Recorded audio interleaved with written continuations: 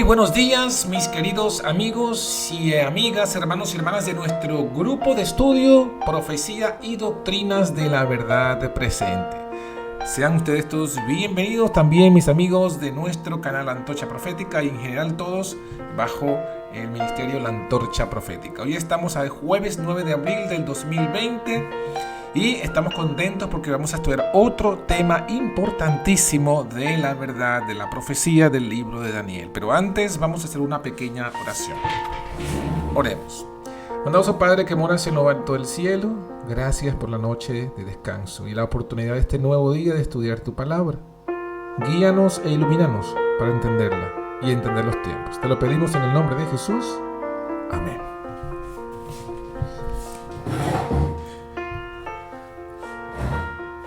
Muy bien, mis queridos hermanos, como tenemos allí en pantalla la profecía de Daniel, capítulo 11. Y la parte B, hoy vamos a estudiar de Persia a Roma. Vamos a avanzar en este estudio tan fascinante que nos hemos embarcado desde hace algunos días y semanas, pero que va a ser de mucha bendición para todos nosotros. Bueno, la profecía de Daniel, mis hermanos, es maravillosa. Nos comenta aquí, comienza el versículo 1, después que Miguel y Gabriel se encuentran con Daniel y le dicen pues exactamente la circunstancia de lo que habían luchado contra el príncipe de Persia. Ahora van a explicar lo que pasaría justamente en Persia y luego Grecia y luego Roma. En el año tercero del rey Ciro de Persia fue revelada palabra a Daniel, cuyo nombre era Belsasar, y la palabra era verdadera, mas el tiempo fijado era largo. Él empero comprendió la palabra y tuvo inteligencia en la visión. Esta comienza entonces, como ya hemos estudiado, en el reinado de Ciro, que gobernó desde el 539 a.C. hasta el 530. Bajo este rey fue que se hizo el primer decreto en el 536, registrado en el libro de Esdras, capítulo 1, versículo 1 al 4. El versículo 2 nos dice: yo te mostraré la verdad, le dice Gabriel a Daniel. He aquí que aún habrá 3 reyes en Persia, y el cuarto será de grandes riquezas más que todos. Y fortificándose con sus riquezas, despertará a todos contra el reino de Javán, el reino de Grecia. Los 3 reyes de Persia que advirtió pues aquí el ángel fueron Cambises, hijo de Ciro, 530 al 522 a.C. Luego Esmerdis, que fue un impostor, también se le decía Gaumata o Bardilla en su lengua, que gobernó solamente en el 522, un año. Y finalmente el tercer rey fue Darío Istapes, también conocido como Darío I, que gobernó desde el 528 hasta el 486 a.C. Bajo este rey, Darío Istapes, Darío I, fue que se hace el segundo decreto de reconstrucción de Jerusalén. En el 519 su registro está en Esdras capítulo 6 versículo 1 al 2. Así que se va cumpliendo pues la profecía. El cuarto rey que despertaría a todos contra el reino de Javán viene a ser Jerjes, el último. Después de Jerjes hubo 9 reyes más, pero fue Jerjes el último que despertó contra Grecia. Este fue hijo de Darío Istapes. No se conoce bien exactamente con exactitud el año de su reinado, pero este fue quien hizo el decreto del famoso Artajerjes. Jerjes, también conocido como Artajerjes en la Biblia, en Esdras 7 y el año 457 a.C. De las riquezas que tuvo Jerjes, también conocido como Asuero, en Esther 1.1, se muestra allí en el libro de Esther capítulo 1 versículo 4 y versículos 6 al 7, que tuvo más riquezas que todo y que su imperio duró hasta la India, nos lo dice allí en estos versículos mencionados. Él despertó a todos contra Grecia, reunió un ejército de 5.283.220 hombres, se unió con Oriente y con Occidente en Cartago, y ahí fue pues esta batalla contra Grecia, conocida también la batalla de las Termópilas. Allí estuvo Leónidas y sus 300 fueron traicionados en el paso, y corresponde a la Segunda Guerra Médica, que más o menos se libró entre agosto y septiembre, en el otoño de año 430 a.C. de Cristo. Así que la profecía iba cumpliéndose tal como lo había advertido el ángel. Luego el ángel le dice, luego se levantaría un rey valiente, el cual se enseñorearía sobre gran dominio y haría su voluntad. Este rey valiente no es otro que Alejandro Magno. Su gran dominio, como lo vemos aquí en el mapa, va desde Grecia, desde Macedonia, Tracia, y se extiende hasta la India, como lo pueden ver aquí en la pantalla. Y cuando dice la Biblia que haría su voluntad es porque sería un rey poderoso. También se extendió hasta Egipto. Pueden ver aquí todo lo que está sombreado de naranja, rosado, corresponde pues a toda la extensión geográfica del imperio de este rey valiente de Alejandro Magno. En el versículo 4 nos dice Daniel 11, cuando está enseñoreado será quebrantado su reino, repartido por los 4 vientos del cielo, no a sus descendientes, ni según el señorío con que él se enseñoreó, porque su reino será arrancado y para otros fuera de aquellos. Entonces lo primero que nos habla la Biblia es del reino quebrantado. Esto sucede el 2 de junio del 336 a.C., quien Alejandro Magno, tras beber copiosamente una copa gigantesca de vino, recayó enfermo y murió 10 días después por su intemperancia. A consecuencia, su reino fue repartido a los 4 vientos. ¿Quiénes son los 4 vientos? Los 4 generales que estaban pues al mando de Alejandro, los principales generales, y se dividen todo este imperio que ya habíamos visto en el mapa anterior en 4 provincias. Casandro, uno de los generales, tomó Macedonia y Grecia. Lisímaco, otro de sus generales, tomó Tracia, Bitinia, Eleponte y el Bósforo. Seleuco tomó Babilonia, Siria, etcétera, que también se conoce como el rey del norte, porque la posición, los 4 vientos son los 4 ángulos cardinales, tomando como punto de origen Jerusalén. Entonces lo que está al norte de Jerusalén es el rey del norte, lo que está al sur de Jerusalén es el rey del sur. En este contexto, Ptolomeo, el cuarto de los generales, tomó Egipto, Libia, Arabia, Seleucia y Palestina, y como está al sur de Jerusalén, corresponde al reino del sur. Así fue repartido el reino de Alejandro Magno de Grecia hacia los 4 vientos del cielo. En el versículo siguiente, en el versículo 5, justamente ahora nos va a hablar la dinámica de estos 4 reinos. Dice que sería fuerte el rey del mediodía o el rey del sur, mas uno de los príncipes de aquel le sobrepujará y se hará poderoso, su señorío será grande señorío. Los 4 reinos que mencionamos antes los pueden ver aquí en el mapa. Aquí está, como dijimos, Casandro toma lo que es esta parte de la península griega. Lisímaco toma lo que hoy día sería Turquía. Seleuco toma todo esto, el norte, Babilonia, Siria, etcétera, hasta la India. Y Ptolomeo la otra parte, que es gran parte de Palestina y todo lo que sería Egipto, que sería el rey del sur. Entonces, cuando dice que sería fuerte el rey del sur, el rey del mediodía, que corresponde a Ptolomeo, el que ya vimos, que tomó control del sur. ¿Por qué? Porque anexó Chipre, Fenicia, Caria, Cirene y muchas islas y ciudades. Es decir, él dominaba solamente Egipto, pero tomó parte de Palestina. Se hizo fuerte el rey del sur. Ahora dice que uno de los príncipes de aquel, de Alejandro, sobrepujanía. Y esto se refiere a Seleuco Nicator, el que sería heredero de Seleuco, que sería el heredero de la parte norte, quien en esta batalla anexó Macedonia, Tracia y la Siria. Es decir, tomó la otra parte que la tenían, como ya habíamos visto antes, esta parte la tenía Casandro y Lisímaco. Entonces la que tenía Casandro y Lisímaco, estas 2 partes, se las tomó entonces Seleuco, Nicator, y se quedó con todo esto que está en amarillo, en naranja y en verde. 3/4, aumentó a 3/4 geográficamente hablando el poderío del rey del norte, y solamente quedaría entonces Seleuco, rey del norte, y Ptolomeo, rey del sur. Lo que decía la profecía. En el versículo 6 nos dice que habría una batalla. Dice, al cabo de años se concertarán, se leerán, y la hija del rey del sur vendrá al rey del norte para hacer conciertos, pactos. Pero ella no podrá retener la fuerza del brazo, ni permanecerá él, ni su brazo, porque será entregada a ella y los que la habían traído, asimismo su hijo y los que estaban de parte de aquella o de ella en aquel tiempo. ¿Y qué representa esto? Bueno, esto representa al cabo de años, después de las frecuentes guerras entre los reyes del sur, Egipto, y los reyes del norte, Siria, entonces había un concierto, un pacto. El segundo rey de Egipto, Ptolomeo Filadelfo, noten los nombres, hizo la paz con el tercer rey de Siria, Antíoco Teos. O sea, ya estamos hablando más adelante de Seleuco y de Ptolomeo, el primer Ptolomeo. Este Ptolomeo es el segundo, es Ptolomeo Filadelfo, porque se le dice Filadelfo porque se casó con su hermana, porque fila a amor de hermano, y Antíoco Teos porque se creía un dios, ¿no? Y en esta época es interesante este detalle que coloqué aquí arriba. En el siglo III a.C., Ptolomeo Filadelfo, faraón de la dinastía tolemaica, mandó a traducir del hebreo al griego las Sagradas Escrituras a 72 sabios que dominaban estas dos lenguas. Se conoce como la versión alejandrina o por el número de los 70 sabios, la Septuaginta.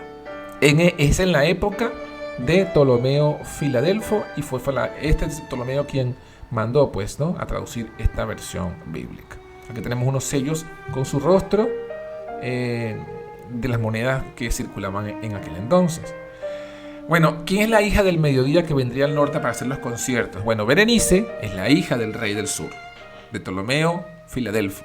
Vino a casarse con Antíoco Teos para hacer ese concierto, esa alianza, ¿no?, con gran dote. ¿Cuál es la condición del pacto? Bueno, Antíoco Teos tiene que repudiar a su esposa Laódice, la que tenemos aquí, la representación que tenemos aquí en pantalla, y sus dos hijos, porque tenía dos hijos con ella. Entonces tuvo que repudiarlos para hacer el concierto con Berenice. Esto fue terrible. Sin embargo, dice la profecía, esta Berenice no podrá retener la fuerza del brazo ni permanecerá él. Es lo que vemos, ¿no? No pudo retener a Antíoco ni continuar recibiendo su favor, porque esto fue un casamiento por pacto, pero él amaba todavía a Laódice. Se vuelve con Laódice, pero Laódice se había llenado de rencor, de odio, de rabia y de temor y de inseguridad, porque así como lo había hecho una vez que la había rechazado por política, ella temía que fuese rechazada de nuevo. ¿Qué hace Laódice? Envenena a Antíoco. Y así se cumple la parte que dice que no permanecerá él. Berenice no puede retener la fuerza del brazo y él no permanece porque él es envenenado. ¿Qué pasa con Berenice? Dice, sería entregada a ella y los que la habían traído, asimismo su hijo y los que estaban de parte de ella en aquel tiempo. ¿Cómo se cumple? Berenice y su hijo fueron hechos matar por orden de Laódice, obviamente, y los que procuraron defenderla fueron también muertos. Ahora bien, en el versículo 7 avanza en la historia profética y nos dice que habría una nueva guerra entre el rey del sur y del norte. Versículo 7. En un renuevo de sus raíces se levantará uno sobre su silla y vendrá con ejército y entrará en la fortaleza del rey del norte y hará en ellos a su arbitrio y predominará. El renuevo de sus raíces es alguien de su misma estirpe, de su misma naturaleza. Es el hermano de Berenice y se conoce como Ptolomeo Evérgetes. ¿Por qué se le dice Evérgetes? Lo vamos a ver más adelante, pero le adelanto que significa el benefactor. Él hereda la silla del rey del sur, de Egipto. Reúne un ejército para vengar a su hermana. Acuérdense lo que ya habíamos visto, había sido muerta por Laódice. Entonces entra en la fortaleza de Seleuco Calínico, que en ese momento era el rey del norte, y conquista Siria, Cilicia y Babilonia. ¿Sí? Que hace su arbitrio y predominaría. Ahí se cumple esta parte.